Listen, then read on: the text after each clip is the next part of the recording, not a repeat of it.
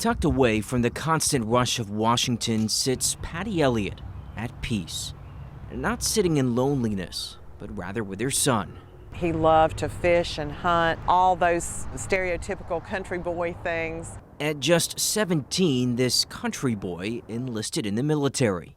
In a conversation with his mom before his first tour, Elliott, who everyone called Lucas, told her, if anything happens, I want to be buried at Arlington National Cemetery, just like the Trace Adkins song. I can rest in peace. A few years later, reality came too soon. I made it to Arlington. His mom says Elliott, who is from North Carolina, was killed on patrol in Iraq in 2011 when a roadside bomb, detonated by a cell phone, blasted his vehicle. He was 3 days away from turning 22.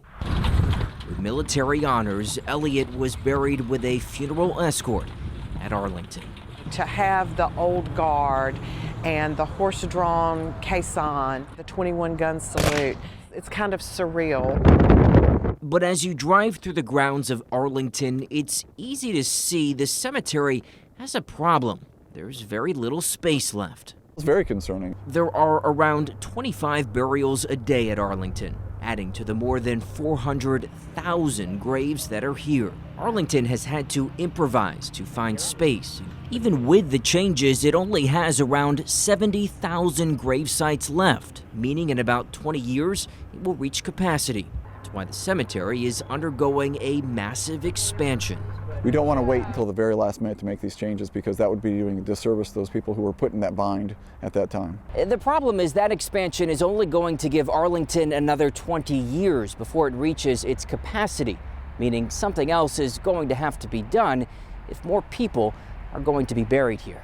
This isn't an issue where we need to rush, but this is a time-sensitive issue where we need to be deliberate. Democrat Congressman Jeff Jackson co-introduced bipartisan legislation that would allow an additional national cemetery to perform military honors like the ones done at Arlington. Meanwhile, the Army is considering a controversial change in eligibility of who is allowed to be buried at Arlington to delay the cemetery reaching capacity. We want to maintain the eligibility criteria as they exist right now, make sure that everyone who expects to receive full honors will receive full honors. I know that he is at peace. Patty Elliott says the honor she felt during her son's burial should not be unique for the families of those who have had to sacrifice. Every family deserves to have that, whether it be at Arlington or another national cemetery.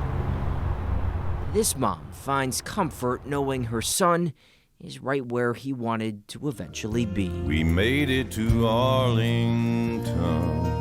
In Washington, Reuben Jones, Spectrum News.